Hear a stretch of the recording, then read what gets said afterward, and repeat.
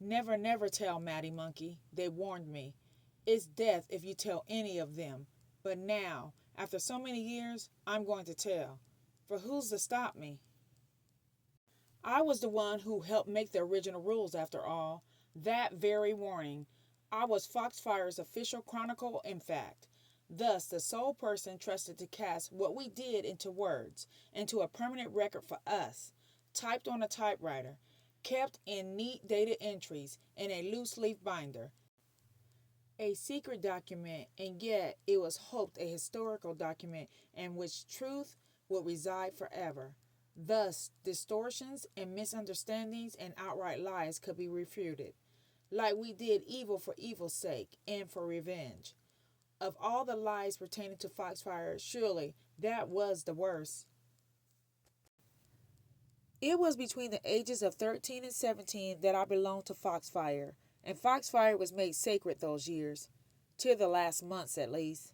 Living there in Hampton, New York, upstate New York, near Lake Ontario, where we all had been born, all of us Foxfire blood sisters, and could not have then ever imagined leaving. The way a dream, while you are dreaming it, feels like infinity out of which you can never awake. Foxfire never looks back was one of our secret proverbs. Also, Foxfire burns and burns, and Foxfire never says sorry. But such pertain to regret and remorse and guilt and sin and repentance, such as weaker people might feel, not to memory. And such predated, I guess I should state clearly, the nightmare events of Foxfire's final days of May through June 1956, which I believe not one of us did not regret. For Foxfire was a true outlaw gang, yes, but Foxfire was a true blood sisterhood, our bond forged in loyalty, fidelity, trust, and love. Yes, we committed what you would call crimes, and most of these went not only unpunished but unacknowledged. Our victims, all male, were too ashamed or too cowardly to come forward to complain. It's hard to feel sorry for them. You'll see. Don't think that by the end Foxfire had no hurt to bear, or that those of us still living aren't bearing it to this very hour. Foxfire is your heart, was the way for us to declare such truths, 'cause you would never utter them in your own voice, except Leg Sadovsky, who could murmur, Matty Monkey, you're in my heart.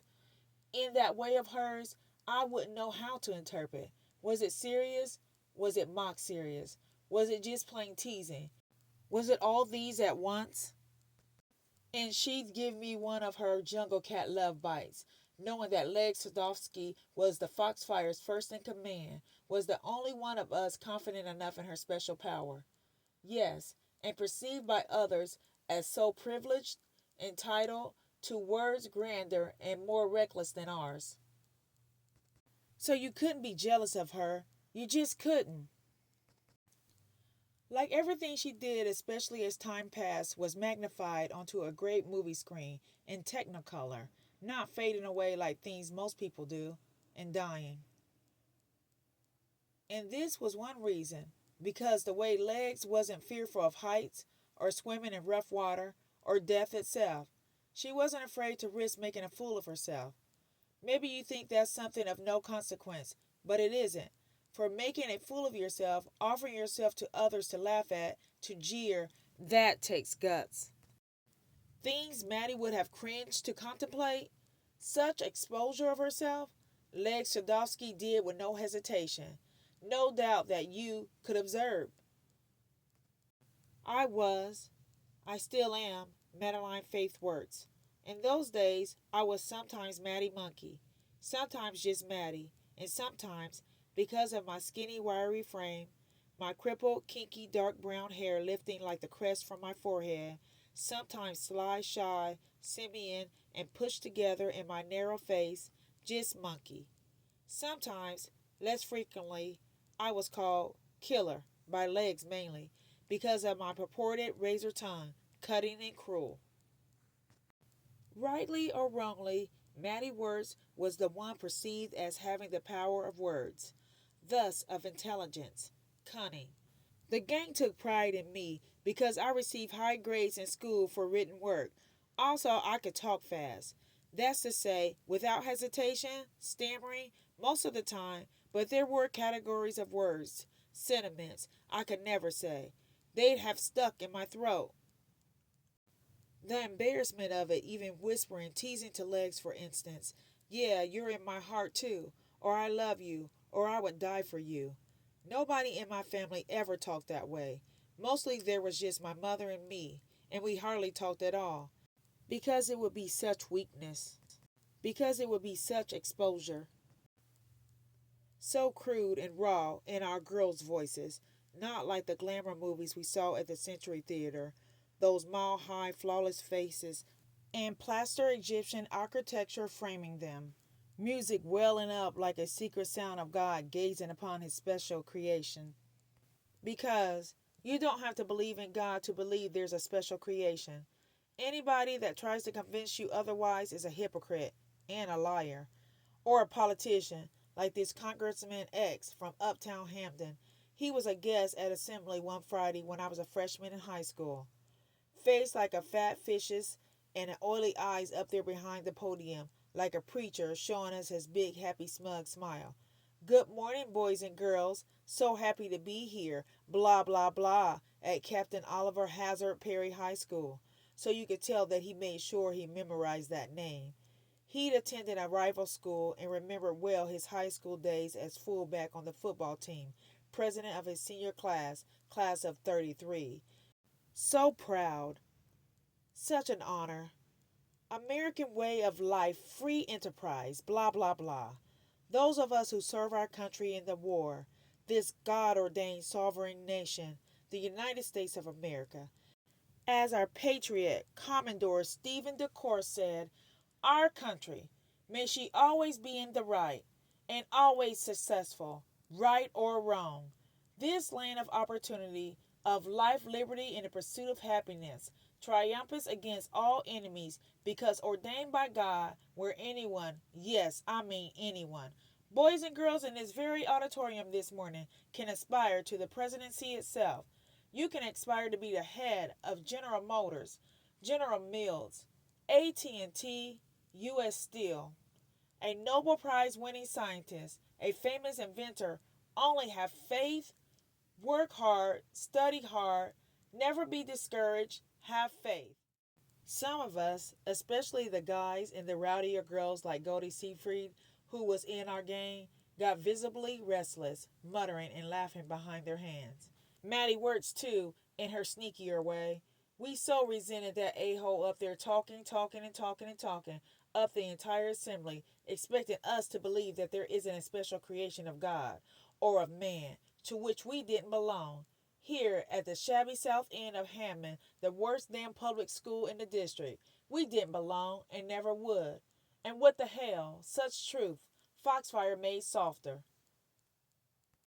I'm looking through my old battered loose leaf notebook from those years, wondering how to begin.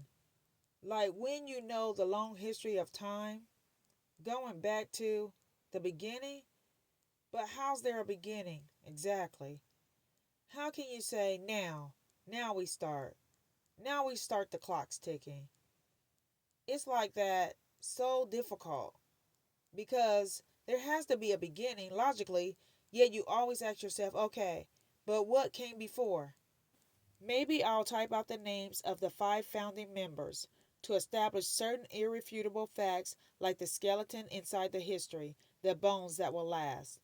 Foxfire's founding members were Legs, sometimes called Sheena, Margaret Ann Sadowski, our first in command, Goldie, sometimes called Boom Boom, Betty Seaford, our first lieutenant, Lena, Loretta McGuire,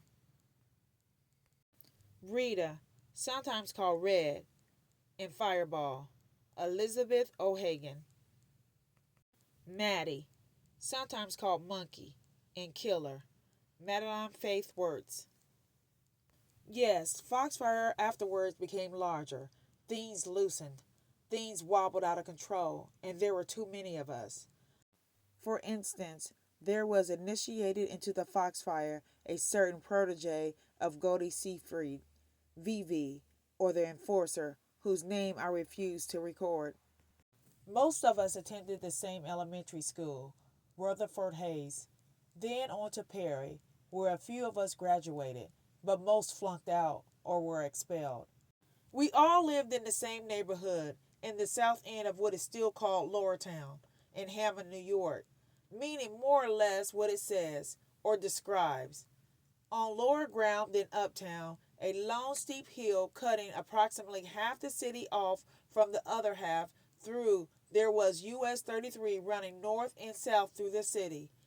High Street, it was called Uptown and Fairfax Avenue in Lower Town, intersecting with US 104 to the north and US 20 to the south. These highways went the full width of New York State. As a girl, I loved to study maps, maps of the solar system and the earth, but maps too of local regions tracing how a street familiar as Fairfax, where my mother and I lived, connected outward to other streets less well known to me and those in turn to other streets, roads and highways connecting the nation, the continent, the earth. There was the geographical earth that mankind, I guess I mean men, had mapped and given names to, and political designations, and there was the geological earth, also mapped, but predated maps. It fascinated me that starting here you could move, eventually, to there. From any point in the universe you could travel to another point, if you had the power. Like Leigh Sadowski, that day in the museum when we saw the Tree of Life, how it connected things, like the underground roots connecting all things living and dead. And she bit at her thumbnail, brooding, saying finally, "You'd think our species would count for more than that." In surprise and disgust for how small Homo sapiens was revealed after all. Such truths Foxfire made softer. Another thing Legg said I don't believe is recorded anywhere in the notebook, only just in my memory. She had this crazy love of heights, of diving from a high riverbank in the Cassadaga Park into the water, like the most reckless of older guys, and as a young kid she loved to climb almost anything, a tree, a wall, a roof. She told me she had a happy dream over and over of climbing, climbing, climbing, right up into the sky. She said it wasn't the climbing she craved, but the chance of falling. Seeing in that dreamy way of hers that contained a shivery short of excitement underneath. Like you're falling, Maddie. I mean really, seriously falling, like through the sky, for a long, long time. You wouldn't feel heavy, would you? You wouldn't feel the weight any more than if it was a feather. There wouldn't be any gravity for you.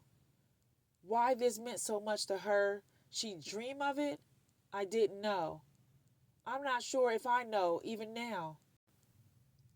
Thinking of this, though, leafing through Maddie Wirt's notebook, wondering how to proceed.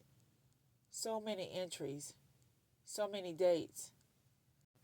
I realized that there were deep, unarticulated connections among the Foxfire sisters we couldn't know at the time, because we were too close to our origins, because we spoke in the identical reedy nasal upstate New York accent that we couldn't hear, because different as we were, how different Maddie Wirtz felt herself from Goldie Seaford, from Rita O'Hagan, and from Lana McGuire. How special, how superior she needed to be. We were like family members, proud of their distinctions, while always confused with one another by outside neutral observers. The things that link us deepest we can't feel, except if they were taken from us.